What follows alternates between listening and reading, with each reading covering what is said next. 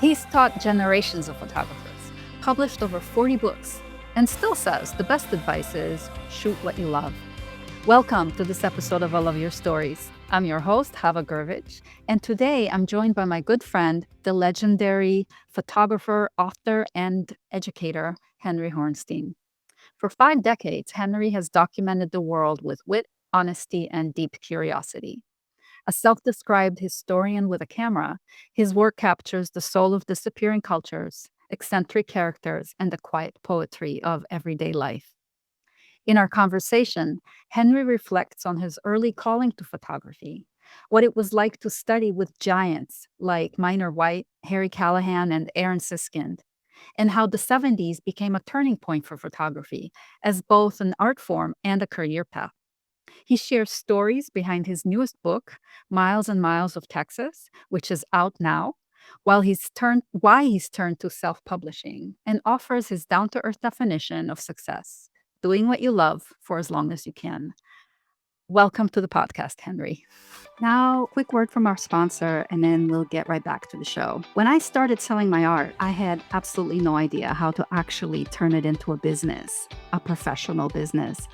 And then I came across art storefronts, and that was a game changer. I've been a customer now for years, and they've been instrumental every step of the way of helping me succeed.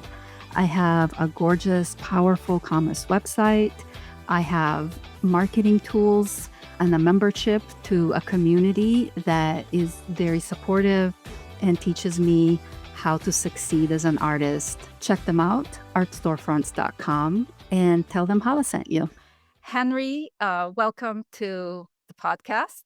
And To see you, Hava. It's been a long time since I've seen you.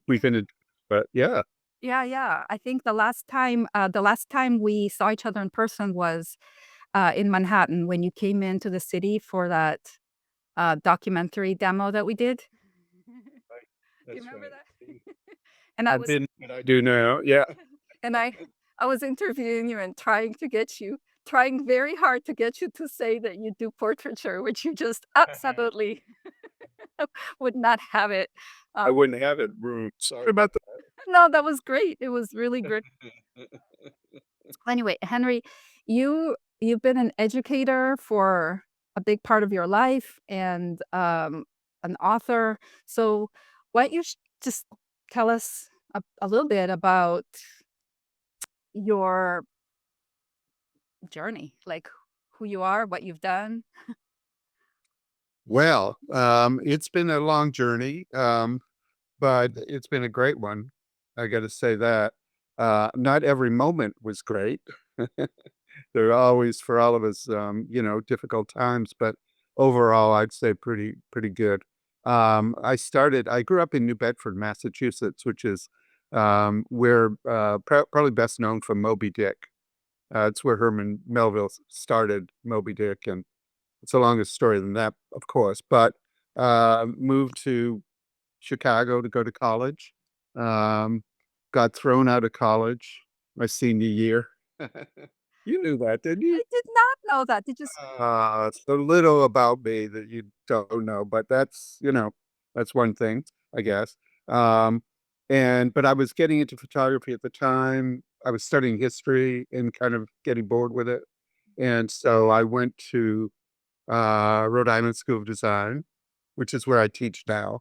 And I got 2 degrees there and started my journey, trying to be a photographer. But, in those days, it was the 70s and it's so different than it is now.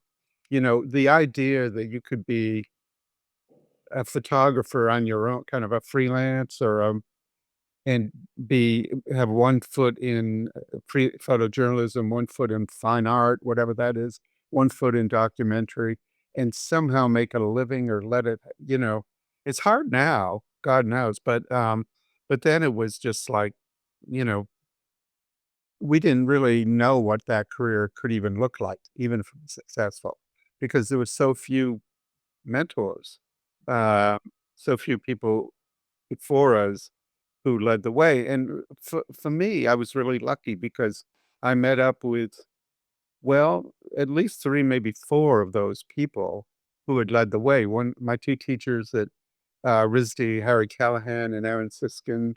Um, soon after, I met Ansel Adams, and, my first teacher was Minor White.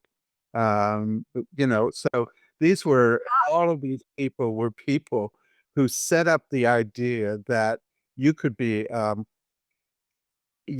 artist as a photographer. And when I say artist, I don't mean it is pejorative or positive or anything. Just that's your career. There are good artists and bad artists, God knows. But and you could just do that and maybe teach to make a living, as all of them did. Um, and so I didn't know that at the time that that's what I was doing, but I was really following in those footsteps, as a lot of people in the '70s were. Um, and I started teaching in 1970. I was 23 years old. I didn't have a degree. And how did I get a teaching job then? Well, today would be impossible. But in those days, there just weren't that many people interested in teaching or able to teach. And I don't know if I was able to, but I was interested. And suddenly there was a great deal, a swell of interest from people to have photography classes. And universities and colleges did not have many classes. Very few did in those days. That happened very soon after. But 1970, and I taught for, they were little chip places, basically, little storefront art spaces. Um, and then I went to school, and then I got some adjunct jobs teaching, and I did freelance work, and I wrote a couple of textbooks, and I painted houses, and I moved people, and I, you know, um, went to hear music, drank a lot of beer, and been on the horses. I like horse racing. And so I actually like gambling, I guess I should say, but I like gambling on horses. But anyway, so that's what I did through my 70s. I had, adventures and, fun. And I was not making much money, but my rent was $40 a month. And I had a 10-year-old Ford Fairlane. And my dog was my biggest expense other than photography. And she ate a lot, but so that was that. And then the whole time I wanted to basically make books. That was my goal. And I want to make books of my work. And the problem was I didn't really have any work. Certainly not that was book worthy. And so I made these books, instructional books on photography, which were very successful, still even sell a little bit. But at one time, that was my income, royalties from the books. And then occasionally this and that, and then I had to spend some money to buy a camera or film or whatever I had to do. And that went on for a long time. And then about 1979, actually exactly 1979, I was offered a job at Polaroid, to work at Polaroid. You didn't know this part of me? No, You could hang out more about I it. know. This is so fascinating. I'm sure there's a lot about you I don't know too, but that's right, I worked for I had a job. It was my only, I'd say, normal job Mhm. that I ever had. Teaching isn't the same. I mean, I have taught a lot, but in their jobs, they pay me. What did you do for Polaroid? Well, that's a good question. Because in those days, they had a lot of money. They were really riding it. And so I could almost do what I wanted to do.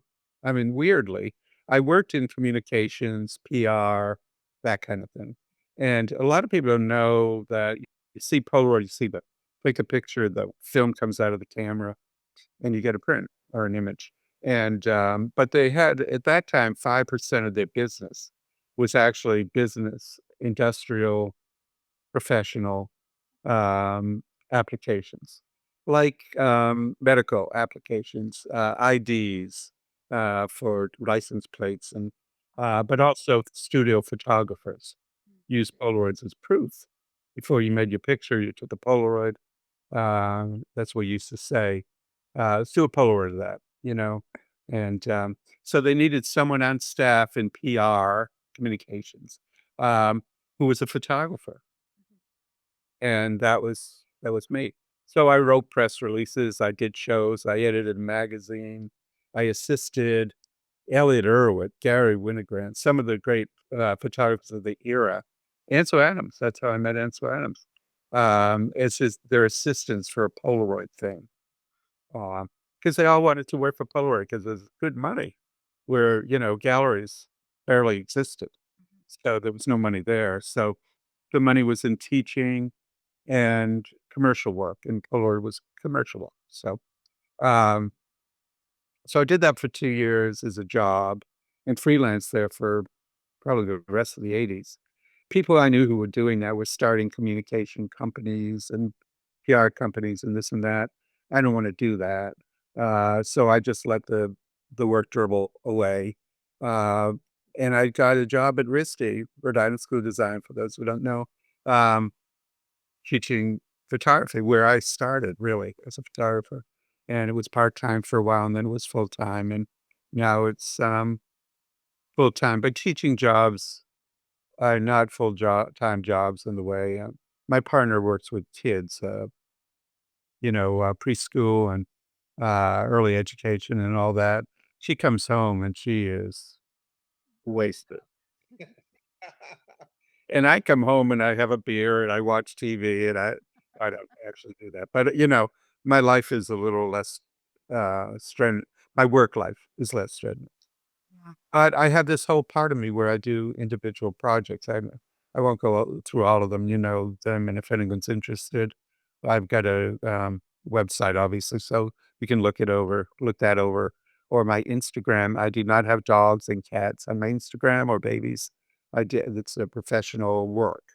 Uh, so if you want to check that out, and anybody can email me, by the way, and I like email, actually. I know it's old school, but you can attach things, and it's one place you can look, and it's just my name, henry@horenstein.com, so We feel free to. Yeah, we will have all that info linked in Oh, okay. summary, whatever it's called, the notes for the show. Wow. So, okay. So I thought I had some questions to ask, but before I do, like I guess maybe I knew, but like hearing this again all at once, like it just occurred to me that I mean, you your mentors were like the giants of photography. Like that like where photography really sort of came into its own. And then in the 70s, as far as like that's my understanding, before then, photography really wasn't accepted into the art world. It wasn't. Oh, Yeah. there are some places. Yeah. So you not only did you like study with and work with giants of photography, you also lived through that transition where photography came into its own and suddenly there were like photo galleries and photography started to be purchased and like elevated as an art form. Um, yeah, and through all of that, you had a connection with Polaroid, which was just, like, pivotal in all of that, and RISD, which is continues to be pivotal in all of that. Um, so you're like a living legend. Um, No, I'm living so far anyway, but I actually wrote a book, which I think it's sold like 8 copies, which a memoir. Um, it was published about 5 years ago. It was called Shoot What You Love. It I is. got that book, you sent me that book, I love Sure, I sent you. Yeah. But it's a history of that time. It's exactly what you just described. Because I was a history student. By the way, I still read history and Mhm. history podcasts and, the whole shebang. So and I speak to, like, in March, I'm speaking to the uh, Texas Historical Society. I think that's what it's called, association, whatever. I'm speaking to them. In Amsterdam, I spoke um, to the University of Amsterdam, to an American Studies program there. So I I see myself as kind of a wannabe historian, and my work is much about history and histories. Yeah. So, but obviously I really am not a historian and don't know what I'm talking about half the time, but I did live through that time. You described it really well. It changed a lot and it continues to change. Um, and I can only guess at what the next stage might be. But photography came out of the Bauhaus, the school in Germany in the 20s and into the 30s, I think that was a school of design. And photography creeped into the Bauhaus. I mean, a lot of people there, I think, didn't pay it much attention. Inside is only a way to document their architecture, their industrial design, their real art. And, but there were creative photographers who worked in the Bauhaus. They came to America fleeing the Nazis, and, they landed in Chicago, in Boston, in, Cambridge rather, at Harvard and all. And I think last thing I'm not a historian of this stuff, but I do know that the biggest, Bauhaus intrusion was in Chicago, where Callahan Siskind taught. And that's where photography came in, I believe, to academia, to higher education, to being, accepted at least by schools. I mean, Minor White taught photography at MIT, but he taught it in the architecture school. Oh. MIT has a very distinguished, as you can imagine, architecture school, and he was a small part of that. But because the Bauhaus did it, I guess, I don't know how he ended up there, but, I can imagine. Um, and, Callahan and Siskin, but keeping in mind that none of those people I mentioned had a degree in photography of any sort. There was no degree in photography at the time, right? No degrees. In fact, I don't think Callahan ever went to college. I could be wrong. Sorry, Howard's family, if I've misspoken, but he was a factory worker, and it was discovered in Detroit by Ansel Adams, really, and brought to Museum of Modern Art and eventually to his job in Chicago and greatness. Um, but today, of course, there are PhDs in photography. God knows what they talk about, but you know. Henry, what in all of that from the beginning? So you started school like when you were in college, you were in history, but you started doing photography. What got you interested in photography in the first place? Well, truthfully, or should I Yes. give? And also, Well, I was getting a little bored with my life in the libraries, which is what being a historian meant. Um, and though I still liked the subject, I didn't like the what we would call today lifestyle. And I liked getting out and working, and having little adventures. And honestly, if you were a photographer, you were a lot cooler than if you were a historian, which meant I got a lot more dates. You asked, and I give it to you. I'm You know, gonna tell you why I'm laughing. why are you Because laughing? this is For the record, that's okay. I don't care. But when I started college, I was pre-med. Because that's I had to choose something like real, like my parents wouldn't let me just, do what I wanted. But I took a figure drawing class, and, they were like large, we drew on these large sheets of newsprint, and so I had to get one of those large portfolios, those, like, zip black portfolios with the handle that was large, like 24 by 36 size portfolio. And so I'd walk around campus with that portfolio, and I loved carrying that portfolio around because that told everybody that I was an artist. And I'd have to say that my decision to apply to to switch to the art school and become an artist had a lot to do with wanting to look like an artist. Understandably, I mean, you know, I couldn't wear a tweed sport coat if I was required, dress historian of the day. But, I mean, the thing is, and this is my brain thinking about it now. We look back and we come up with these, like, silly, almost silly, like, true, but kind of, like, ridiculous reasons that pushed us into the field that became our passion. Um, but the reality is that maybe something else was pushing you there, but that something else wasn't something that you could articulate even then to yourself. Like, your passion, like, something that you're passionate about is going to pull you. But if you don't have the language to describe that it's pulling you, you are going to look at the sort of the circumstances or like the side effects of that pull. So feeling like when one says, or like when I say, like, I liked that when I walked through campus, people knew that I was an artist, or you're saying like it was cooler to be a photographer, you liked that image of yourself. What that was really saying on the deep down is that that felt authentic, that felt like your path. And to like an 18-year-old shit who was like concerned with outward appearances and how people see them, that's what registered. But the reality is that, you were that was always your passion, and it was great that it felt good. Yeah, totally, and I think, as an 18-year-old or 20-year-old, you do tend to be maybe a little more idealistic, Yeah.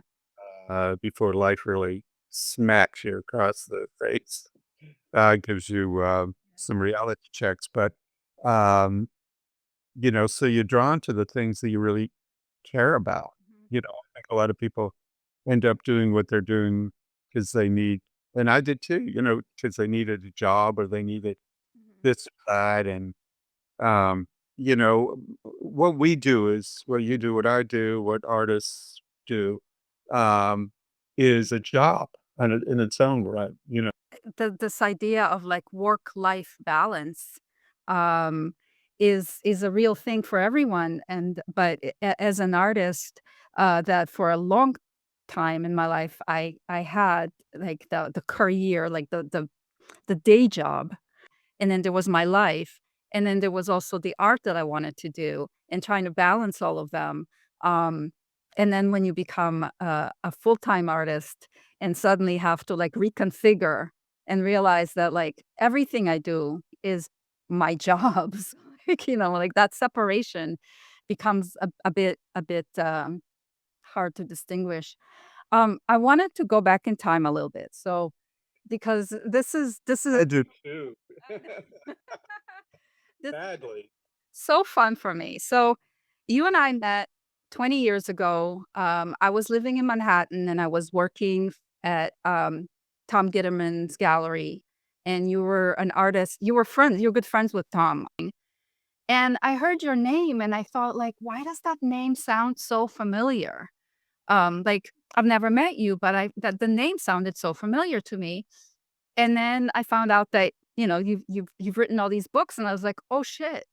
Back when I was in college and was taking photography, we had your book as our textbook for black and white photography.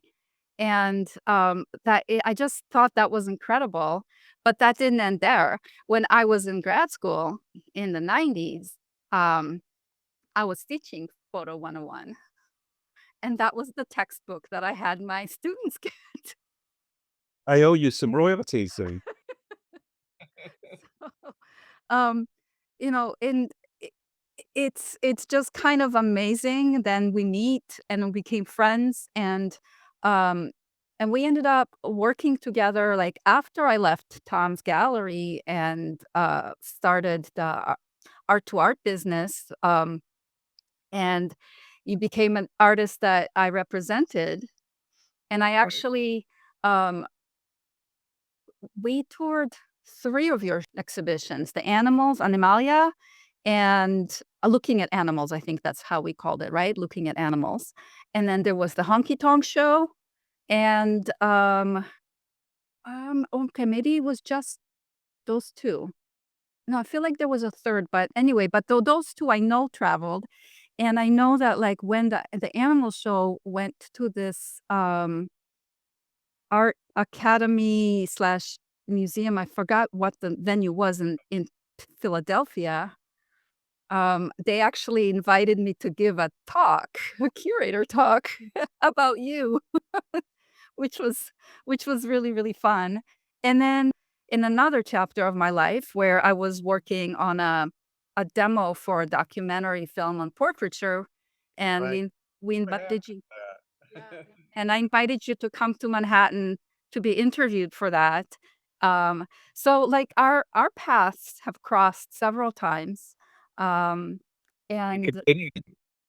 they continue, and here we are again. So that's really, really fun, and so and I have quite a few of your books.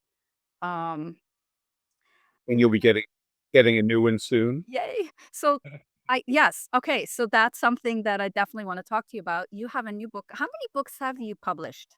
You know, it's funny because a lot. I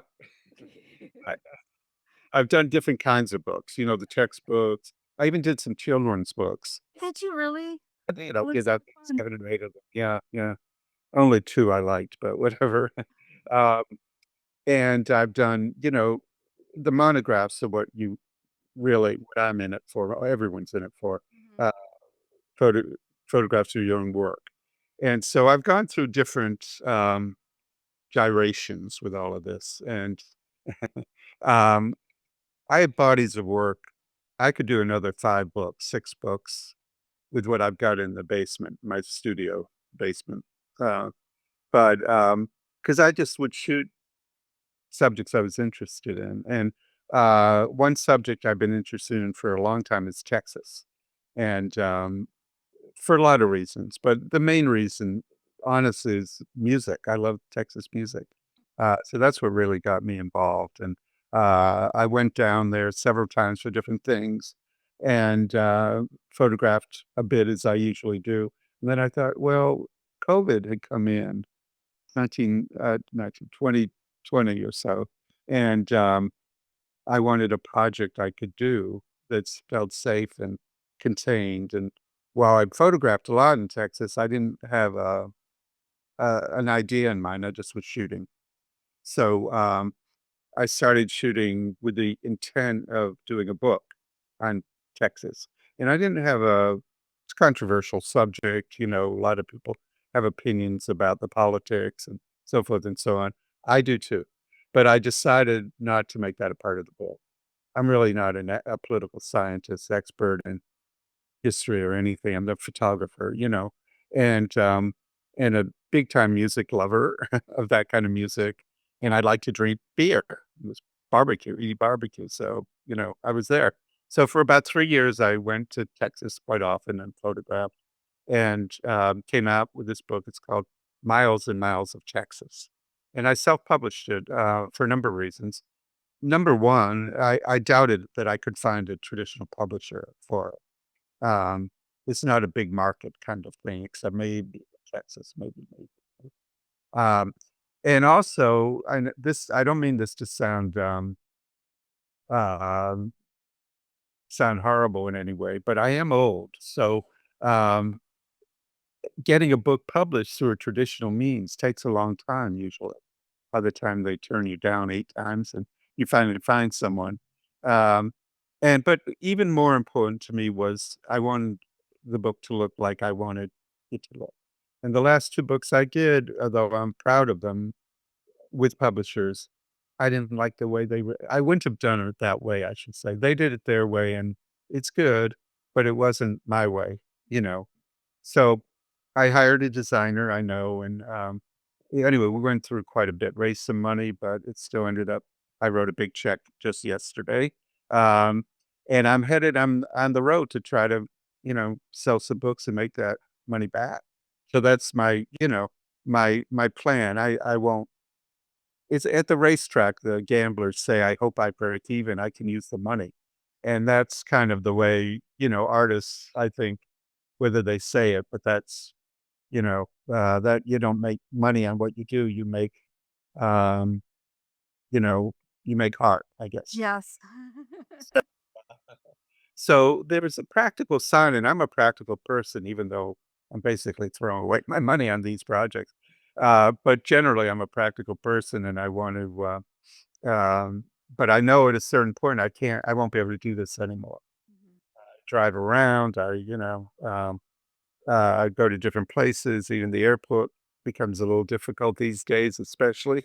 But I'm still doing it, and I'm going to do it as long as I can. So that's a big reason for wanting to self-publish. The problem with self-publishing, you have to find a place to put the books. Yeah. Yeah, you have to get them out there. If anyone wants them, you have to get them to them, and all of that. I'm not really that good at any of that. So, but I'm trying, and but but what I've done is because I do like music, I've kind of taken the motto of trying to take the motto of musicians these days, which is, um, they don't have copyright protection the way they did, Spotify, etcetera, which is basically not paying them for their work. Um, so what happens? You go out on the road, you tour more, and you try to get a little more money for your shows. Um, but you sell vinyl or, merchandise, whatever it is. Um, and, you just take it on the road. And that's what I've decided to do with this. And I'm having a good time with it. It's a challenge, but, um, and I don't know how it's going to work out. But in fact, I think I emailed all my friends and I said, any place I can go in Ann Arbor, wherever. Come to Arbor. There's some good bookstores. Well, actually, I did want to talk to you about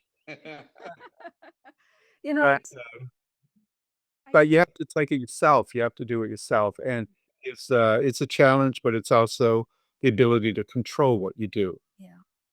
I didn't expect to have a conversation about book publishing, but that's actually, now it occurred to me, like you are as much of an expert on publishing books, specifically monographs of your own work, um, art books. Um, you've done many of them, and that's the scientific number you've given me, many of them. And you've done them in with publishers and now self-publishing. And um I'm wondering if just for those who are listening who are also artists and have been thinking about it, like, um, what advice would you give an artist that is dreaming about publishing a book? Which I'm one of those artists.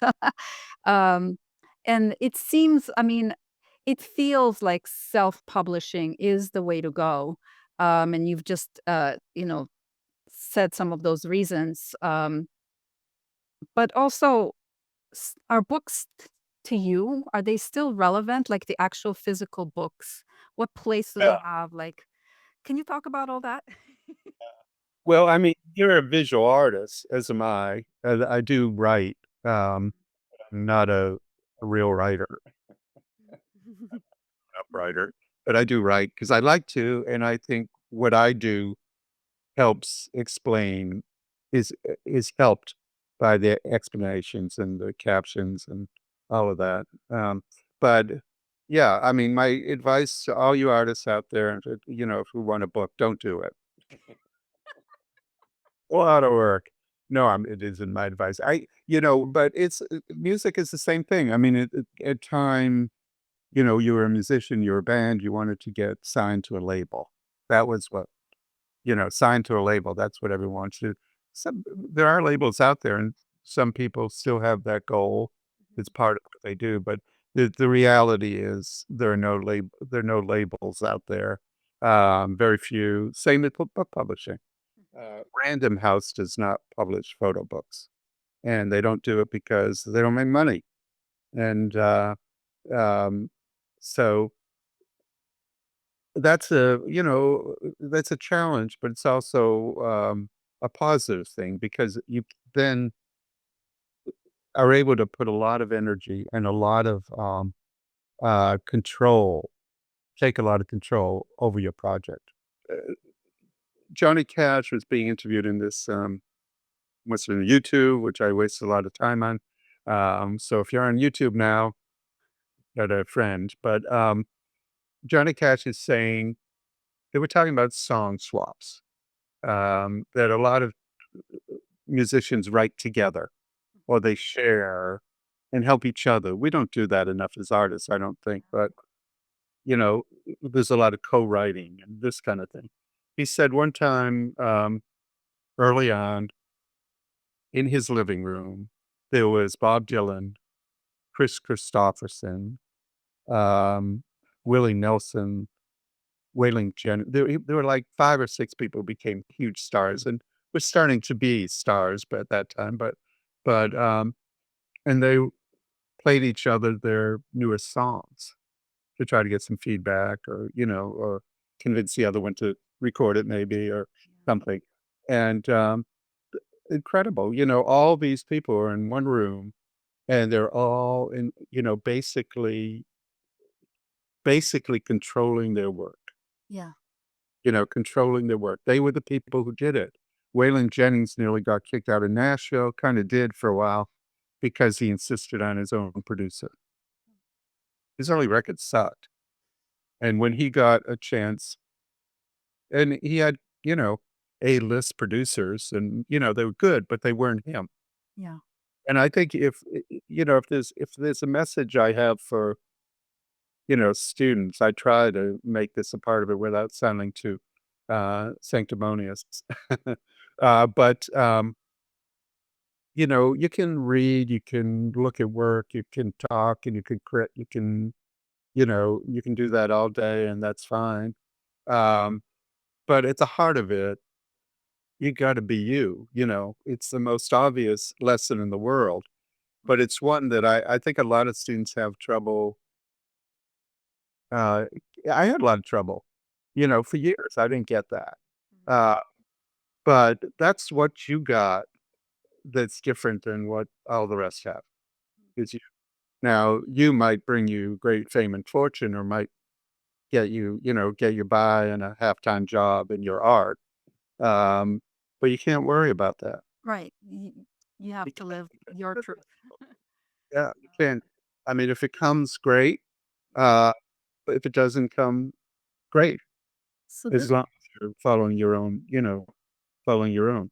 That's what I think that leads very neatly into a question that I like to ask all my guests is how would you define success for yourself now, and how has it changed over time? Yeah, it's a really good question.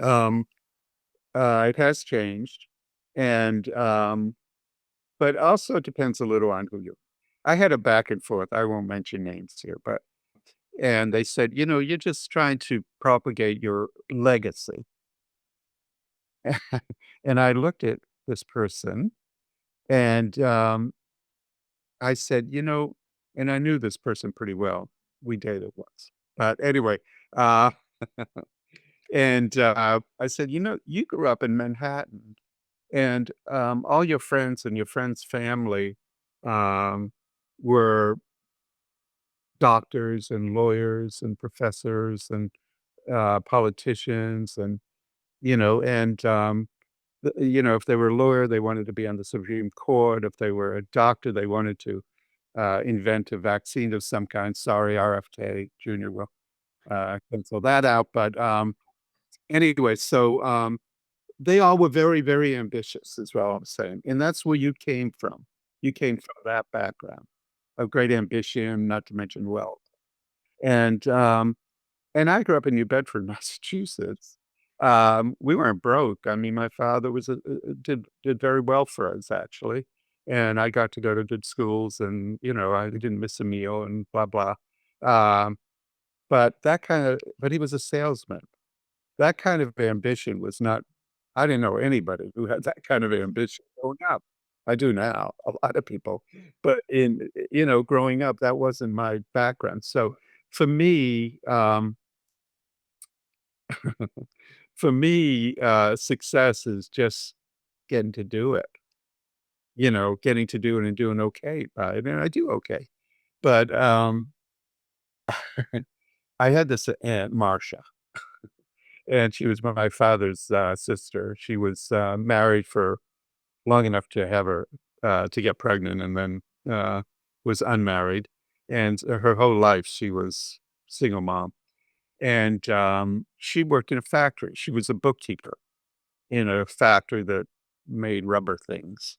I don't know what exactly they did, but, and, so she didn't have any money. She was okay. It wasn't expensive to live back then, but, um and she certainly didn't have any ambition except for her son to do well.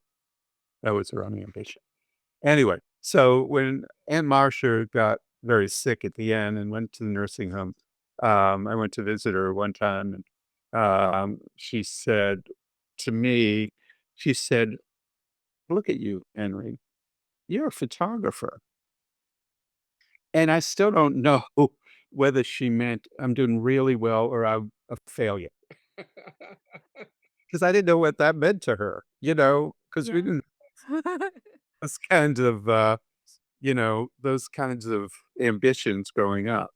But once I started to see, people who did even in graduate school, I didn't really have a lot of ambition, I wouldn't say a little bit. I mean, ambition for my work, but it shows for success and so forth and so on. Not many people had that in those days. But I kind of got interested in it as I went along and try to get more shows and try to get, more connected. But I think now I'm back to successes that I mean, I look at friends of mine who have real jobs and, and I look and I don't see any of them who's like, and some of them done very well. I look at them, I don't envy them Mhm. for a minute, you know? Getting to do what you do, getting to do what I do, Mhm. that's amazing. Chuck Close gave the, graduating, commencement speech at RISD many years ago, and I remember this so well. He didn't speak to the graduating class, to the students. He spoke to the parents, and he said, "I know a lot of you are worried, your children becoming an artist and how will they make a living and all of that." He said, You've given your children the chance to have the greatest life imaginable, Yeah. their own life, Yeah. and you should be very, very happy for that. I think there's this full circle here when we talk about us as, 18-year-old kids who gravitate towards a form of art and because like it's a passion and you feel cool, you look cool doing it and all that. And then, getting to this point now and saying that your definition of success is to just be able to keep doing that thing that you gravitated towards all those years ago. And I can't imagine a better way to say that's a life well lived.